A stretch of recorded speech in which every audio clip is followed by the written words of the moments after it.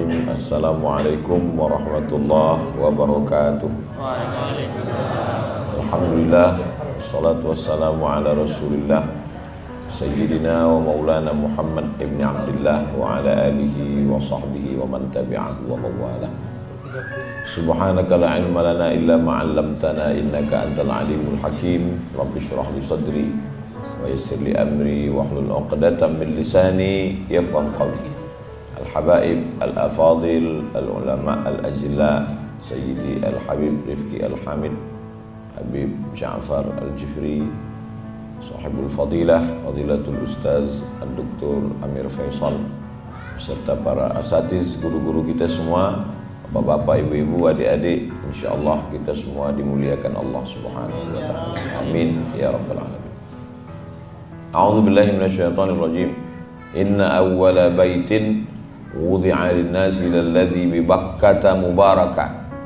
Bangunan yang pertama di atas dunia ini adalah bangunan yang ada di Bakkah.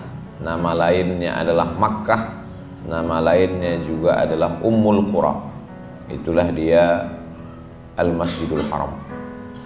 Subhanalladzi asra bi 'abdihi lailan minal Masjidil Haram ilal Masjidil Aqsa. Bangunan yang kedua juga adalah masjid. Kam bainahuma, berapa jarak antara keduanya? Arba'una sanah, 40 tahun. Bangunan pertama di atas dunia ini masjid, bangunan kedua juga masjid.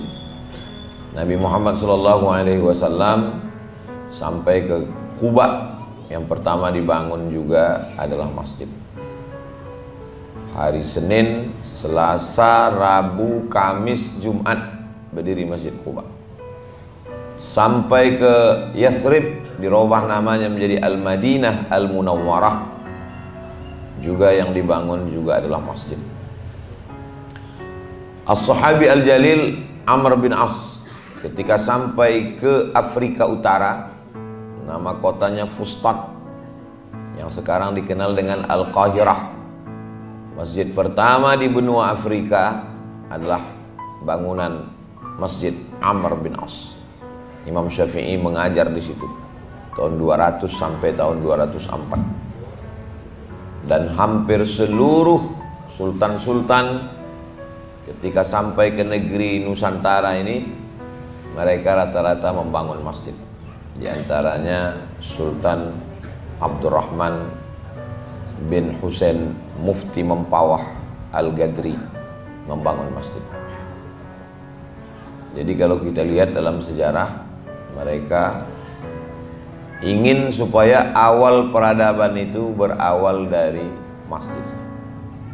Jadi kalau kita mau punya kejayaan seperti kejayaan mereka dulu, kita ikutlah langkah-langkah mereka. Tidak perlu membuat langkah baru, tinggal ikut saja apa yang sudah mereka buat.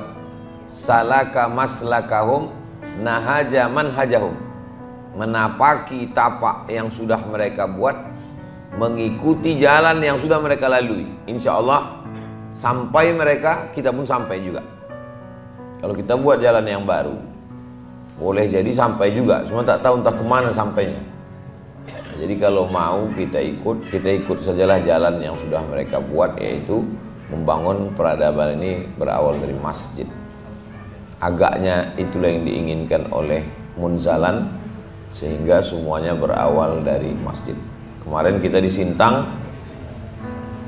di tanah itu akan dibangun tempat mancing, play, anak-anak bermain, ada cottage, tapi bangunan pertamanya adalah masjid.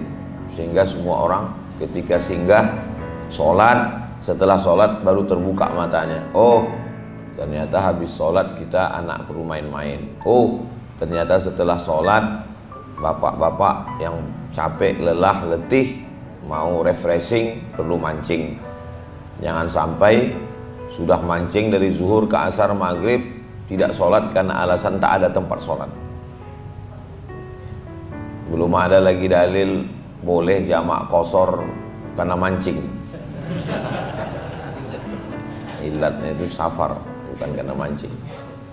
Tidak sholat di tempat pemancingan karena tidak ada tempat sholat.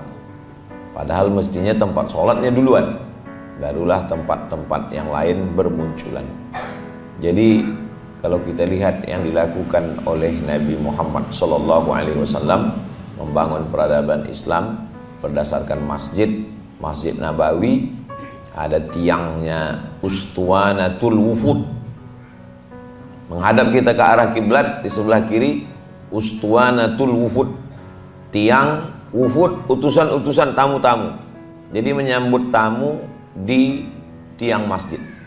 Di samping Ustuwanatul Wufud, Ustuwanatul Haris, tiang penjaga. Disitulah tegak Sayyidina Ali menjaga Nabi Muhammad SAW. Tamu-tamu disambut di masjid, sehingga ketika azan berkumandang, tamunya ikut sholat. Sekarang tidak begitu.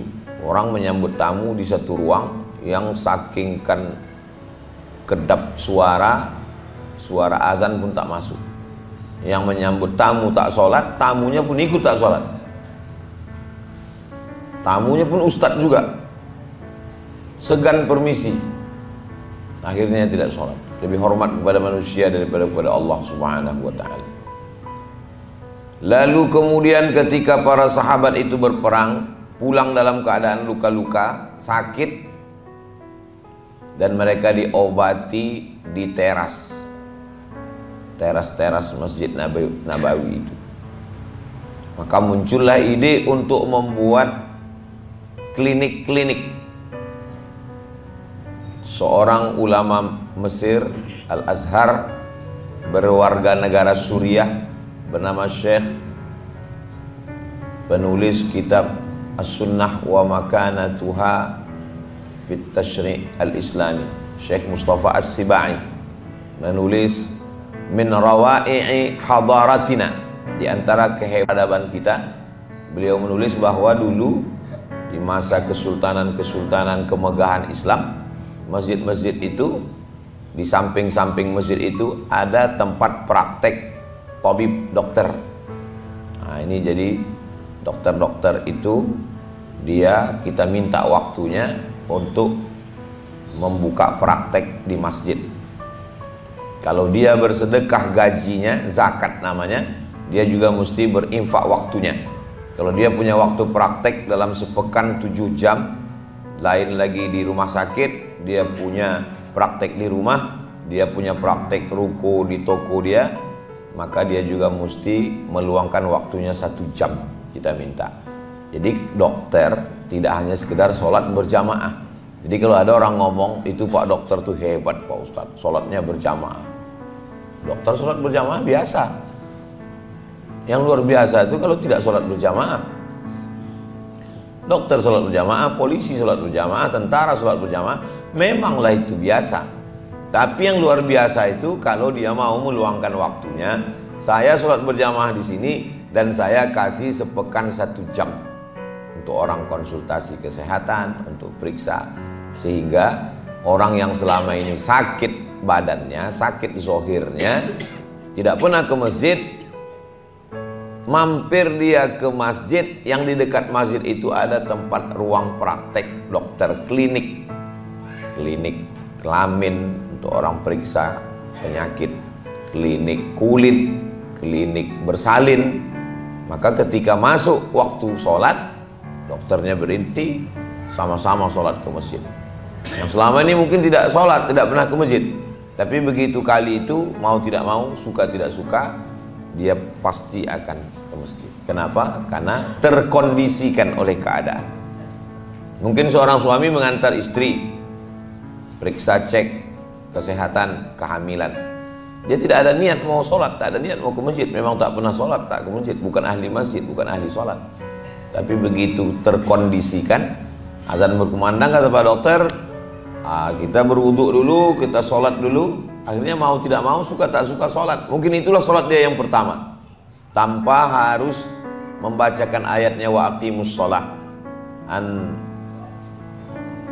Satu orang ayyahdiyallahu bika rajulan wahidan, satu orang dapat hidayah kanamu, khairum min humurin na'am, lebih baik daripada seekor unta yang merah.